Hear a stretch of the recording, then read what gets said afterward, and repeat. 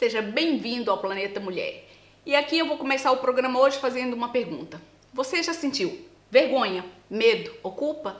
Se sim, saiba que você pode estar a viver um relacionamento tóxico.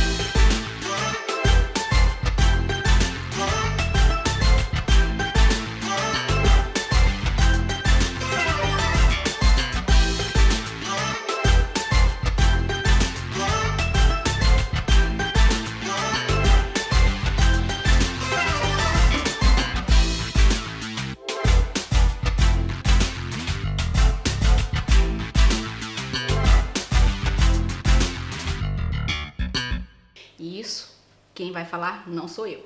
É a nossa sócia Egla Alves, que é psicóloga e veio aqui tratar desse assunto que, infelizmente, é um assunto muito recorrente na vida das mulheres, embora a gente ainda viva em 2023. É inacreditável como essa ainda é um flagelo social, mas infelizmente acontece e por isso mesmo temos que trazer para a mesa para falar sobre esses assuntos. Mas eu não estou sozinha e não estou só com a Egla. Eu tenho também aqui Cláudia dos Santos, que já passou por uma situação como essa e tem uma história não de tristeza, uma história de alegria.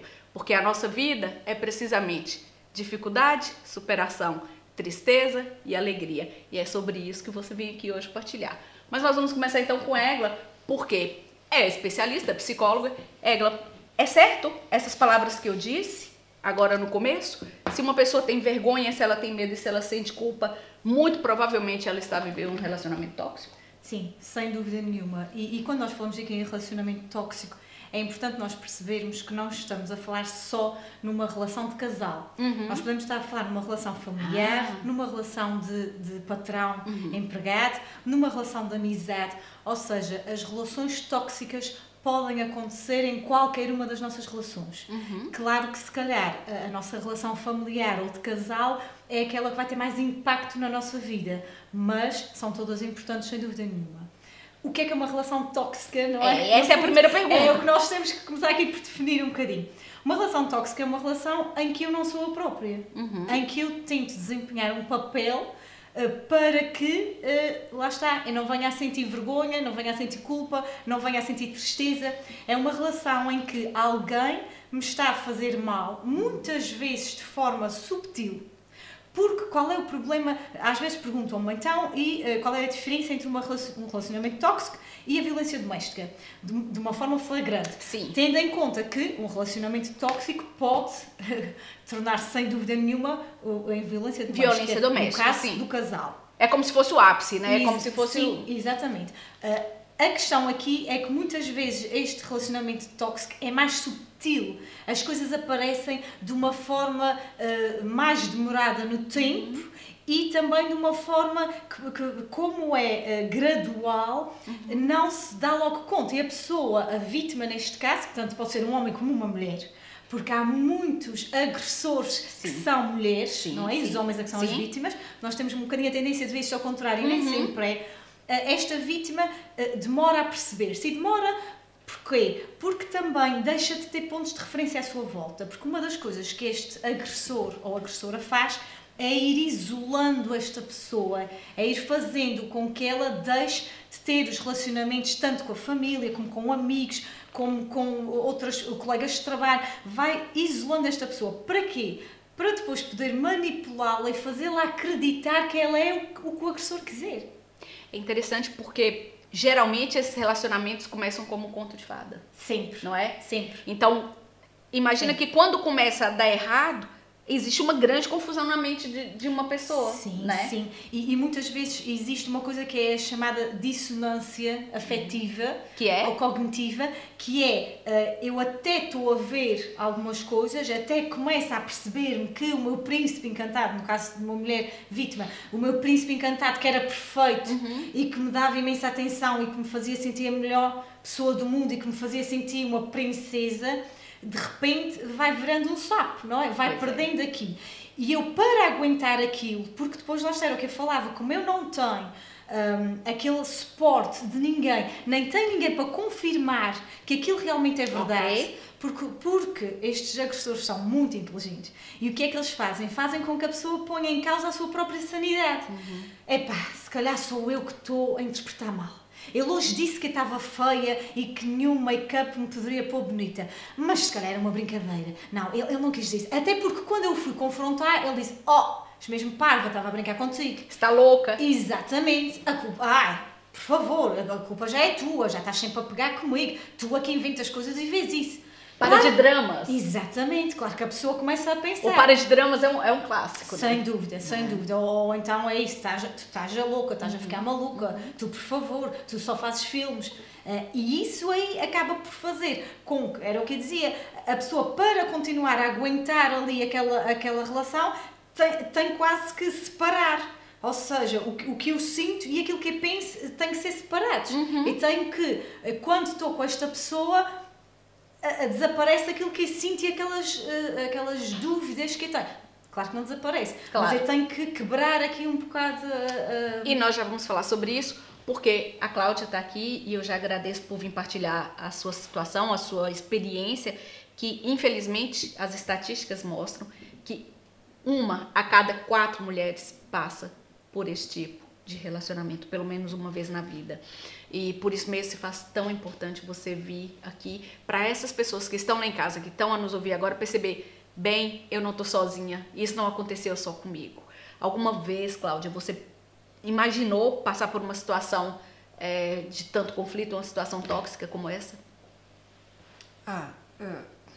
Ninguém sonha com isso, não é? Ninguém sonha, a verdade é essa. Normalmente a gente, quando conhece alguém, a gente já começa a fazer aqueles planos para a vida, a gente, lá está, é o príncipe encantado. E no início é um bombardeamento de amor. Sim. É ali. E assim que, ok, ela é minha, isto desaparece. Quando sente que já está conquistada, é isso? É. E a partir daí, a gente deixa de ser nós próprios, a gente começa, mas espera aí, isto de antes era assim, agora já não é, mas o problema então sou eu, será que eu é que sou assim mesmo, será que eu sou demais, será que eu sou muito ciumenta, possível, será que é isso tudo que ele está a dizer, então não. E sim, lá está, a gente às vezes começa a ver certos sinais, mas ele é o príncipe encantado.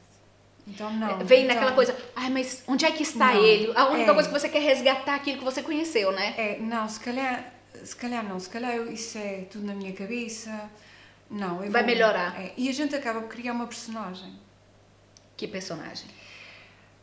Quando nós estamos em frente de toda a gente, da sociedade, dos amigos, em convívios, a gente somos um casal feliz, perfeito. A gente cria aquela personalidade. Não é nada daquilo.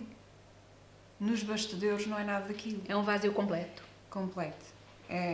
Nós deixamos de ser nós próprios. A gente quer... Porque lá está. Porque também nós, a vítima em si, seja homem, seja mulher, acaba também de ter uma dependência emocional. Nós precisamos de sentir amor. Nós precisamos de ter... A gente também temos muitos problemas. Sim. Aliás, é importante só referir aqui que geralmente, para um abusador, para uma pessoa tóxica, existe sempre aquela outra dependente, não é? É a vítima perfeita. É a vítima perfeita para isso, exatamente. Não é? Até porque, assim, este agressor, muitas vezes, também tem aqui uma autoestima muito baixa. E esta coisa de ter que enredar a vítima, não é? E fazê-la sentir-se no auge, mas é uma pessoa que ele sabe que pode fazer isso e que depois, quando ele tirar o tapete, quando ele começar com a fase da crítica e da desvalorização pessoal e mais à frente há outra fase, que é mesmo aquela fase do tratar a pessoa exatamente como um objeto, já é um objeto que está para aí. Este agressor tem que ter a certeza que a pessoa não vai sair dali. E ele faz isto mesmo para se sentir poderoso, para se poder sentir alguém e para ter a certeza que vai haver sempre ali alguém dependente dele. Quase que dizia a Cláudia. Sim, quase que doutrina uma pessoa. Você já se sentiu assim, controlada? Muito. Como é que foi a sua experiência, Cláudia? Você tinha quantos anos? Eu, quando o conheci, tinha talvez 18, 19 anos. Uma criança, praticamente, né? Foram 21 anos. A relação durou 21 anos. E só que... Quando é que você descobre que era muito mal? Foi a partir até do meu processo de mudança do país e tudo. Sim. Foi a partir daí que... Porque lá está, porque eu colocava ele num altar. Sim. Eu só tinha olhos para ele. Quando eu comecei a ganhar amor próprio, um bocadinho, na altura, autoestima, eu comecei a olhar mais para mim, foi a partir daí que começou a piorar. Porque Sim. durante a relação, desde o início, havia aqueles sinais, aquelas sutilezas ali. Mas quando eu comecei a perder o peso, comecei a ter mais autoestima... Porque depois que você começa a namorar, você começou a ter muito peso, é isso? Eu sempre fui obesa. Sim. Sempre fui. E Sim. por lá está, eu tinha autoestima muito Ah, baixa. ok, já percebi. Ok. Pronto. E passado uns longos anos de estarmos juntos, do nosso casamento, e temos um filho e tudo, Sim. quando eu comecei a olhar para mim e ter decisão, não, porque eu tinha problemas de saúde e tenho que fazer por mim, a partir daí começou a haver ali, porque eu deixei de olhar para ele. Pois é. Eu olhava, mas não era aquilo que eu queria. Não era totalmente submissa, não é? Exatamente. Que tipo de coisa que você ouvia que quebrava totalmente seu coração? Ele comparava-me com outras pessoas. Ele utilizava sempre terceiros. Sim. Por exemplo, já viste aquela? Aquela hoje está muito gira. Devias também, se calhar... Ou então do tipo... Só um instante, mas no programa passado que a Egla teve aqui, nós ainda falamos isso, que uma das coisas que adoece as pessoas é precisamente a comparação. Mas quando vem de uma pessoa que a gente ama, deve ser devastador. É horrível, né? E isso é que é ser manipulador, porque não é dizer, olha, tu estás feia, é dizer, olha, aquela está melhor do que tu, ou não é, tu não consegues ficar bonita, aquela... O nível de manipulação, não é porque o dizer diretamente, tu estás feia ou tu nunca vais conseguir estar bonita, é mais agressivo, não é? A pessoa percebe-se. Agora, esta manipulação... É um jogo. Eu digo que... Você sentia mesmo que era um jogo? Você tinha... Sim. Aliás, você tinha... A pergunta é, você tinha percepção nessa época que você estava sendo manipulada ou não? Eu não tinha. Não, eu comecei-me a perceber Não mais, sei. foi por causa de certos vídeos que eu comecei a ver no YouTube de narcisismo. Ok. E a partir daí eu comecei a ver relatos e eu comecei, tipo, isto sou eu. Conseguia se Porque identificar com aquilo. porque eles são muito inteligentes, eles não têm inteligência emocional, mas a nível de manipulação, são coisas mesmo que a gente fica tipo, não pode ser. Eu gosto daquele casaco, assim, daquela maneira. E eu peço, olha, para o Natal, se calhar um casaco. Ok, ele compra o mesmo casaco, mas de outra cor. Eu gosto de um smartwatch, por exemplo, mas quadrado, e ele compra redondo. São pequenas coisas que chega ali e Que mina a sua confiança, eu por digo exemplo. que um manipulador é um eletricista. Ele chega ao corpo da vítima, que a vítima é a casa, e faz a instalação toda elétrica. E ele sabe exatamente qual é o interruptor que vai ligar. E nós, gatilhos. quando saímos de uma relação, a primeira coisa que nós temos que fazer é saber mudar a instalação toda. Para quando ele tentar ligar, não vai funcionar. E isto é um processo, é um trabalho que tem que ter ajudas. E a Egla, um bom psicólogo, foi uma grande ajuda. Nós sabemos. Óbvio que a pessoa em si também tem que ter mérito, não é? Sim. Porque Parte sempre da pessoa, não é? porque lá está, eu já conhecia a Egla há muito tempo e a Egla eu já dava sinais. Mas lá está, se a pessoa não está preparada para ouvir, a pessoa vai fazer aquilo que eu fazia. Vai estar na negação. Eu afastava. Eu sabia que alguma coisa estava mal e quando eu desabafava com alguém, se alguém fosse falar alguma coisa do tipo, não era melhor dar um tempo, ou se calhar ele é assim, eu olhava, não, o problema é meu. E eu afastava-me daquela pessoa, porque o problema era meu. A Porque culpa era alguém minha. te fez acreditar nisso. Exatamente. Exatamente. Agora, diga uma coisa. Como é viver 20 anos sendo maltratada, sendo manipulada? Quando é que você... Como é que se suporta isso? Essa é a primeira pergunta. como é que suporta isso? Pois nos pequenos momentos que a gente estava bem, que era raro, mas havia, eu focava-me naquilo.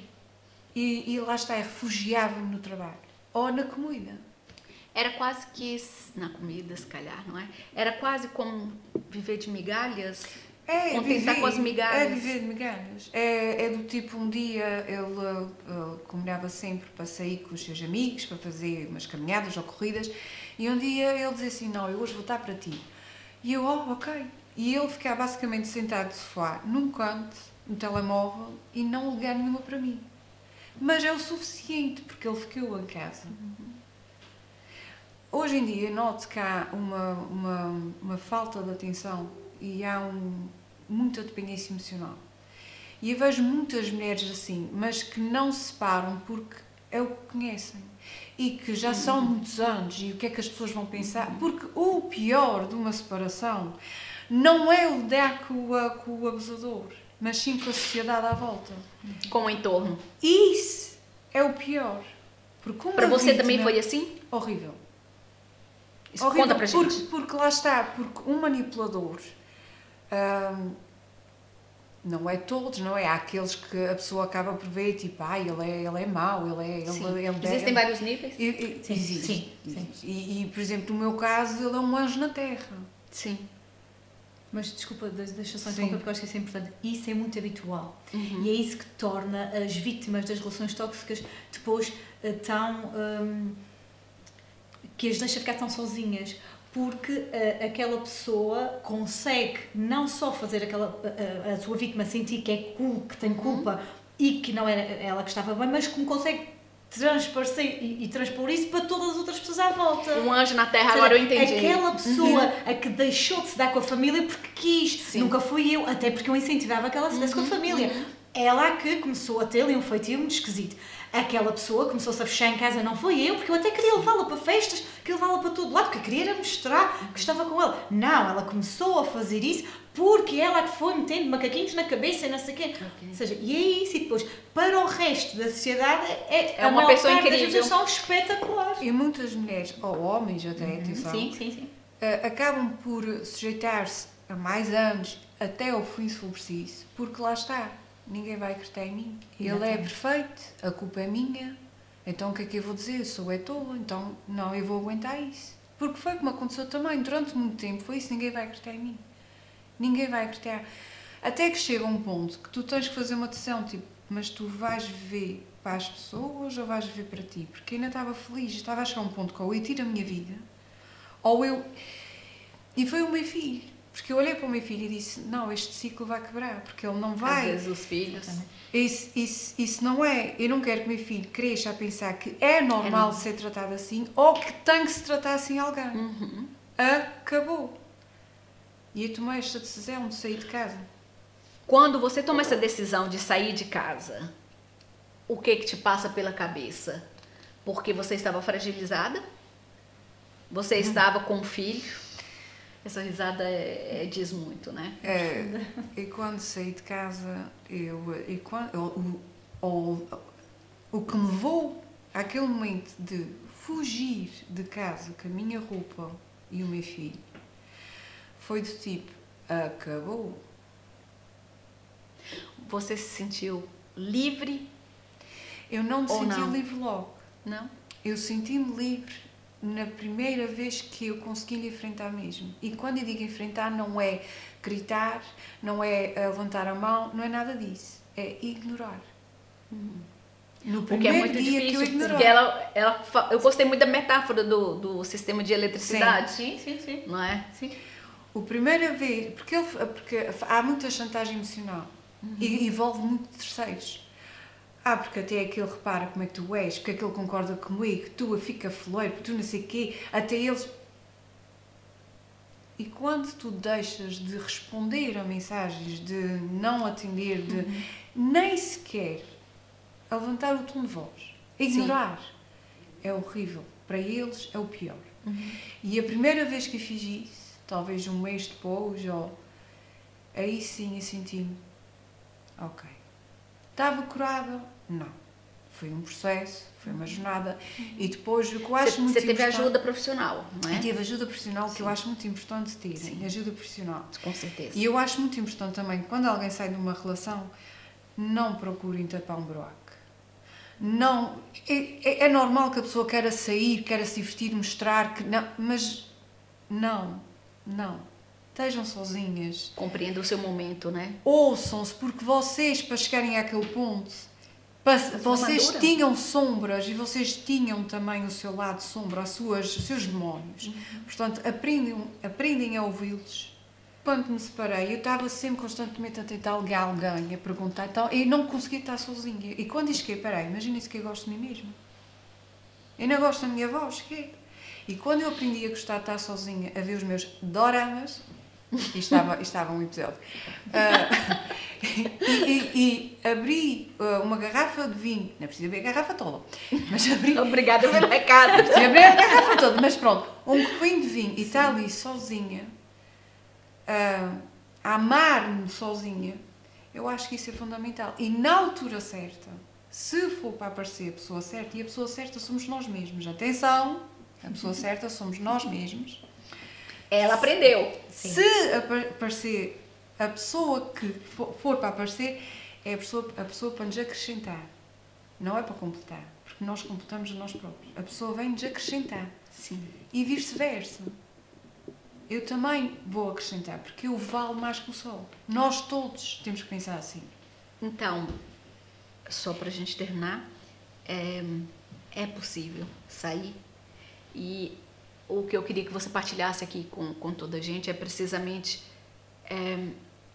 É mais difícil do que você imaginava sair ou é mais fácil do que você imaginava? Eu acho tão difícil como fácil. Isso vai da pessoa. Isso vai do... Quando a pessoa liga muito o que é que os terceiros vão dizer, vai ser difícil. Vai ser difícil. A pessoa nunca vai sair. Quando a pessoa aprende a ouvir a sua voz, quando a pessoa aprende, tipo, não, eu como sozinha, eu durmo sozinha, eu vou à casa de banho sozinha, eu não preciso de ninguém para fazer isso por mim. Isso é igual para as outras coisas todas.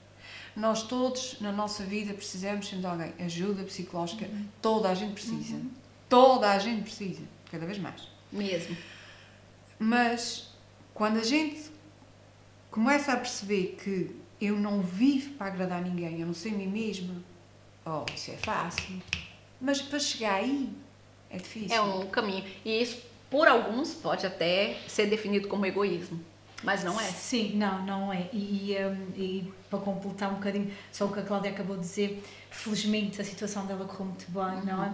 Mas se calhar há uma grande percentagem de vítimas que saem dessas relações e voltam outra vez. Pois é. Que o risco de recaída, digamos assim, é muito grande. Por isso mesmo, porque as pessoas saem da relação, mas depois não se completam. Não percebem onde é que está a felicidade ou onde é que está o equilíbrio para estarem sozinhas. Pois é, se calhar é porque elas queriam só divorciar da situação em si, mas não se curar completamente. Sim. E é muito importante haver este afastamento, porque se nós sabemos que aquela pessoa é extremamente manipuladora, ela vai tentar reatar esta relação, ela vai tentar puxar aquela pessoa outra vez. Lá está, o tal sistema elétrico continua lá. E a pessoa tem que mudar mesmo, tem que mudar o chip, tem que pensar de outra forma, tem que se rodear de pessoas que gostem muito dela, a tal família, as tais pessoas de quem se afastou. Para quê? Para se sentir empoderada, para haver aqui uma sensação de crescimento e de empoderamento interno. Não é? Ou seja,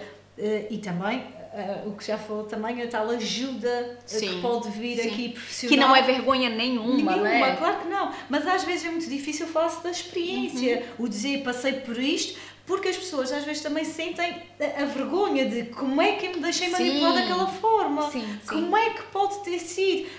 As outras pessoas vão dizer que eu sou burra por ter feito isto. Ou seja, aquelas que até perceberem que foi verdade vão achar que como é que é possível, como é que pudeste ser tão tapada, digamos assim, ou tão tolinha, mas não é nada disso, porque lá está, tudo o que mexe com a nossa parte emocional é importante e não tem aqui propriamente a qualificação de é ser esperto ou não ser esperto. Não, a racionalidade é uma coisa, a emoção é outra. Elas devem trabalhar em conjunto, mas são coisas completamente separadas, sem dúvida nenhuma. Só pra gente terminar mesmo, quais são os sinais principais que a gente precisa, no mínimo, ficar atento. Ela teve esses sinais, só que demorou imenso tempo, não é? Se você pudesse falar 3, qual seria? Depois é. 3 sinais. Ui, só 3. Só 3. Vão ser 6. 3 para você, 3 para ela. Quando a gente vê uma pessoa extremamente feliz, mas de repente, as mudanças de humor muito drásticas. Sim.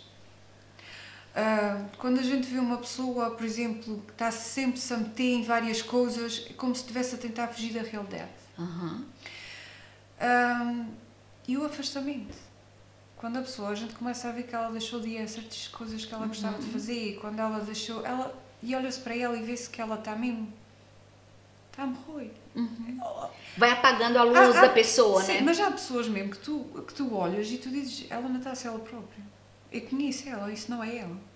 Só que, às vezes até a própria, infelizmente, cada vez mais, há a ignorância alheia. Sim.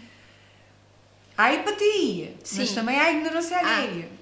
É verdade. Cada vez mais as pessoas preferem ignorar. Isso, as 3. Eu vou se calhar ajudar as vítimas a tentarem perceber quando sentem que estão a pisar ovos. Quando eu chego a casa e vou falar com ele e estou com medo do que vou dizer, não sei bem como é que ele vai responder, ando aqui a pisar ovos.